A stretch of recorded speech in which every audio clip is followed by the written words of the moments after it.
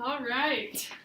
So we are here to talk about nasal bridles. You guys, of course, know who I am.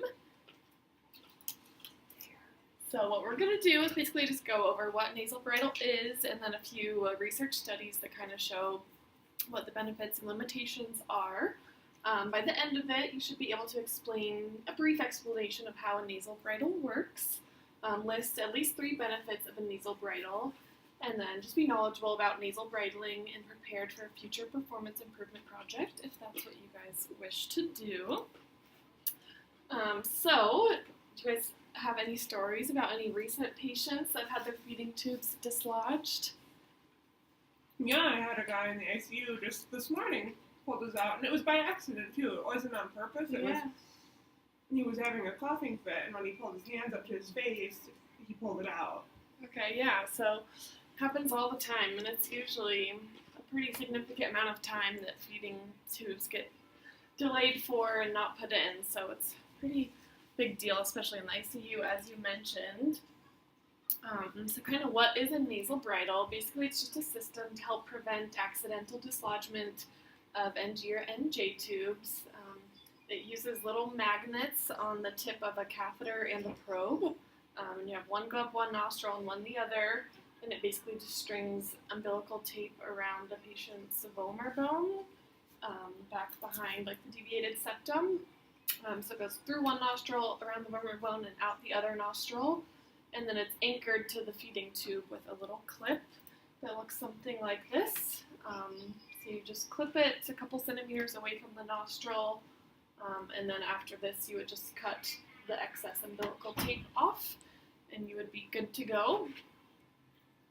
So that's kind of the gist of what a bridle is. So who's an appropriate nasal bridle patient? Would be anyone that has kind of recurrent dislodgement of their NG or NJ tubes. We don't see this a whole lot here, but anyone with facial burns that can't have tape holding the tube to their face. Patients that just have a history of difficult placement. Also patients with neurologic injury who require time to recover their swallowing function as opposed to putting in a peg. You can use this nasal bridle. It can be a more long-term solution. And then also just for your confused and agitated patients that might be just kind of fiddling and moving around quite a bit. So those would be good candidates for a nasal bridle. Some of the patients that it might not be recommended for would be people with facial or cranial fractures, people with nasal airway obstructions or like deviated septums, nasal ulcerations, nasal pain, and recurrent nosebleeds. This might not be the best solution for them. So why bridle? What's the point of it? Basically, reinserting tubes exposes a risk to the patient and also consumes hospital resources. So it gives the patient radiation exposure, potentially need more sedation to reinsert a tube, and then of course staff time is required to do that. And studies have shown that about 40% of tubes are dislodged on accident. So it's a pretty significant number, and that can be by patients or by staff moving the patient around or physical therapy or any kind of thing that can just accidentally dislodge that feeding tube. Some of the AMT nasal bridle claims is that it's going to, number one, save you money. It's going to do this by optimizing nutrition, which they say will then optimize recovery and lead to reduced length of stay in the hospital, decreased number of feeding tubes, x-rays, and employees' time, and a reduced need to discard formulas. If a tube is pulled out and half the formula was used, sometimes that gets thrown away, so that can save money as well. And they also claim that improves just overall caloric intake, and it can help to avoid early peg placement in certain patients. So that's kind of what the claims out there are. So we're going to go over a few studies and see how they match up. 3 studies and then 1 meta-analysis. And we'll just go over kind of their methods and then what they ultimately found. The first one was published in JPEN in 2009. They analyzed a total of 90 patients or 90 tubes, 50 of which were just your typical tape tubes, and then 40 were bridle. And what they analyzed in this study was, number one, the proportion of tubes that were accidentally removed, Number 2, the rate of accidental removal per 100 tube days. And then the Kaplan-Meier survival analysis, which is just an analysis of how long one feeding tube lasted per patient. So what they found in this study was that in the tape groups, or just the control group, basically 36% of the tubes were accidentally removed. And then for the bridle, only 10% were, so 4 out of 40.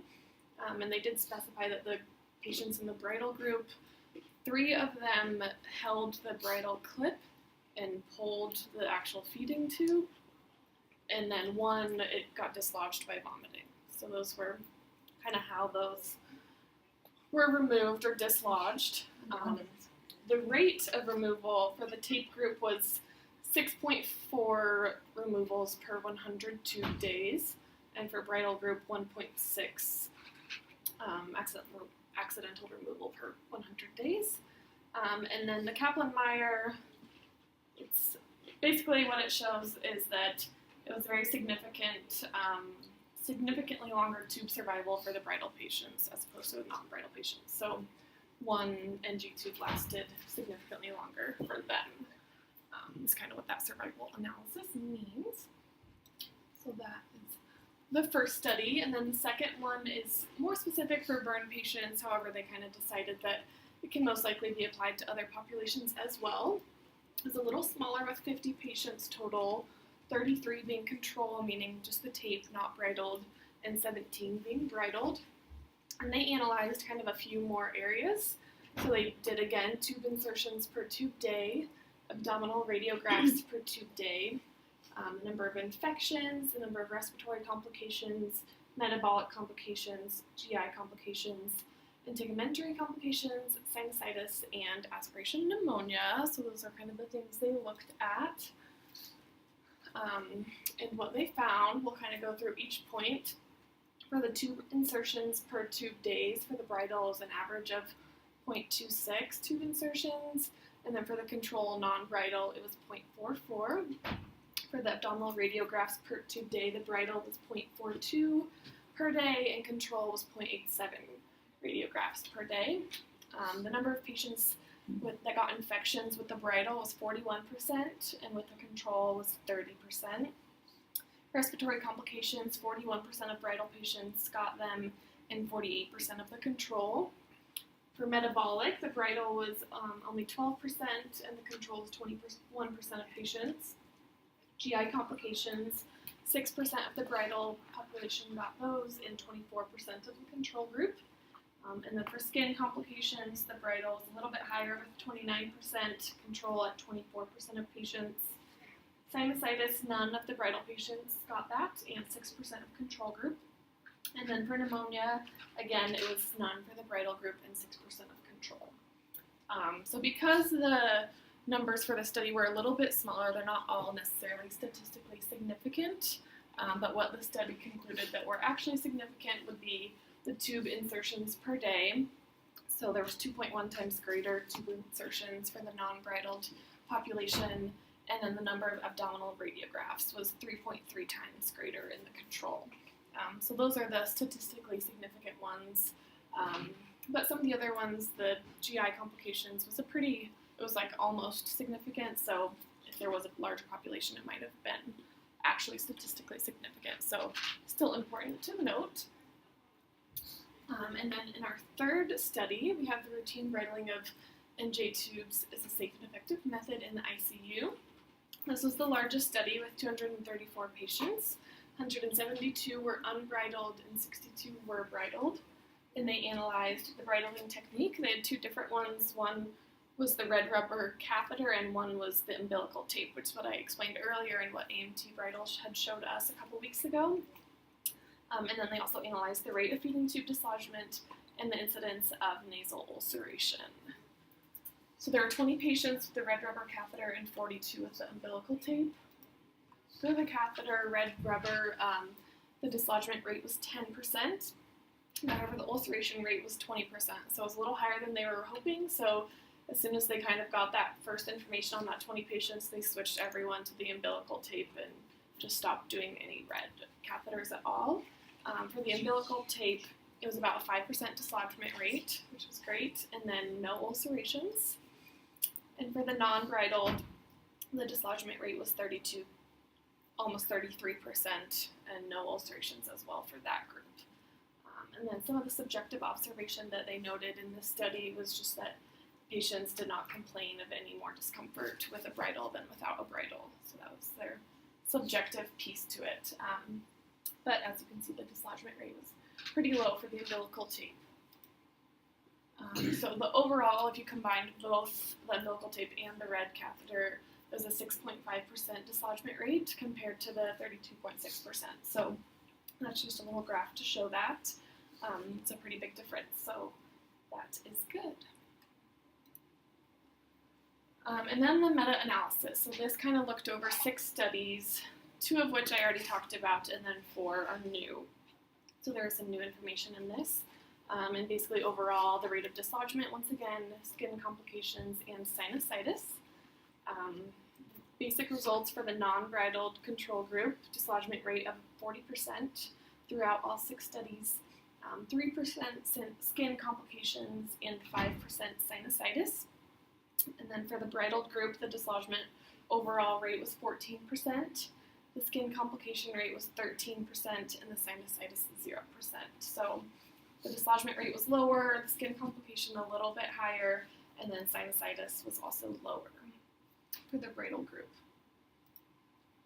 A little bit more on just the cost analysis. There's a lot of mixed information, but University of Colorado assessed that it costs about $390 for one tube placement, whereas this Kansas City hospital estimated $1,300 for one tube placement. So it's kind of all over the board. But another study did show they compared this and then the cost of getting the bridles and all of that, and over 2 years they saved about $57,000.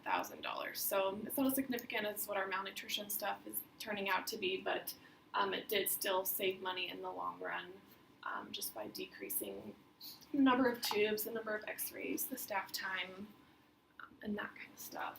So overall, the benefits, number 1 is the reduced dislodgement rate. That was pretty clear across the board through all the studies, and that kind of has multiple benefits within it. So it will hopefully enhance caloric intake, which is what we care about, decrease the radiation exposure and the pain for the patients, and then save the hospital time and money and their resources. That's some of the big ones, and then based on the research, it doesn't seem to increase sinusitis, which was kind of a big concern when you're going back into their nasal cavity. A lot of people were concerned about that. So those are the main benefits, and then the one negative is that there may be an increase in nasal ulceration. However, they do claim if it's properly placed and clipped in the right spot, there should not be any ulcerations at all. So this could be due to staffing and just some improper placement of the nasal bridle. So that's just something to keep in mind. So we have a couple case studies just where we kind of apply the information. So we have a 50-year-old male with heavy alcohol abuse in the past that presented to the ER with severe abdominal pain, nausea, and vomiting. CT scan was performed. It revealed severe necrotizing pancreatitis, and then he was admitted to the ICU, intubated, and ventilated. From a nutritional standpoint, he was adequately hydrated with intravenous fluid and subsequently had an NJ tube placed. After the 3rd day, it was displaced secondary to decreased adhesiveness of the tape due to his oily skin. And after 1 day of no tube feedings, another tube was placed. And due to his oily skin, the tape again begins to lose adhesiveness. So how could they prevent the tube from being displaced again? Yeah! So yeah, nasal bridle would be a good option to help control that and avoid another displacement of that tube and another day without tube feedings. Second case study, we have a 60-year-old male found unresponsive for roughly 10 hours at his home. He was brought to the emergency department and a head CT revealed an ischemic stroke affecting the right middle cerebral artery. He was admitted to the neurology service and underwent a swallow study which revealed pharyngeal motor dysfunction and a delay in swallow initiation leading to aspiration. So an NG tube was placed for nutrition support, but unfortunately the patient unintentionally removed this 3 times in 1 week. So the doctor consulted for a peg to be placed. Is a peg necessary? No. Try a bridle.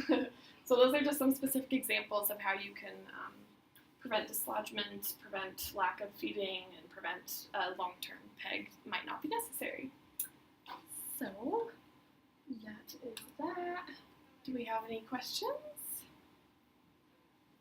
What about in some of the results from some of the studies, there was increased rate of infection with the bridles? Do you know of any of? Yeah, that was the only one that showed that, and it wasn't statistically significant because the populations were so small, so it's hard to say. And that was just like overall body infection, so it could have been just a random kind of a fluke, but the sinusitis, which was the major infection that people were worried about, showed no increase. So I didn't find any other information on infections. Along those same lines, that same one showed that there was an increased risk of ulceration. Did that specify like nasal ulcerations, or was it ulcerations period? Nasal. Okay. So the clip might have been like too close to the nostril or on the lip or something, like not in the right place to be rubbing on their skin. Okay. So whenever they were in a few of the studies that just said, skin, were they referring to like skin integrity overall, or were they referring to like ulcerations that occur in this area? I believe facial, like nasal ulcerations so again. Specific to having the two. Yeah.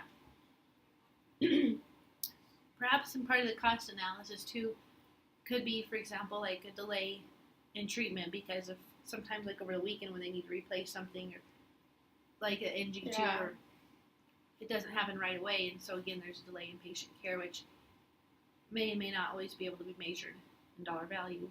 That's part of a holdup of increased length of stay and all sorts of stuff. So there's a lot that goes into the cost analysis, but in general they say it saves money. So.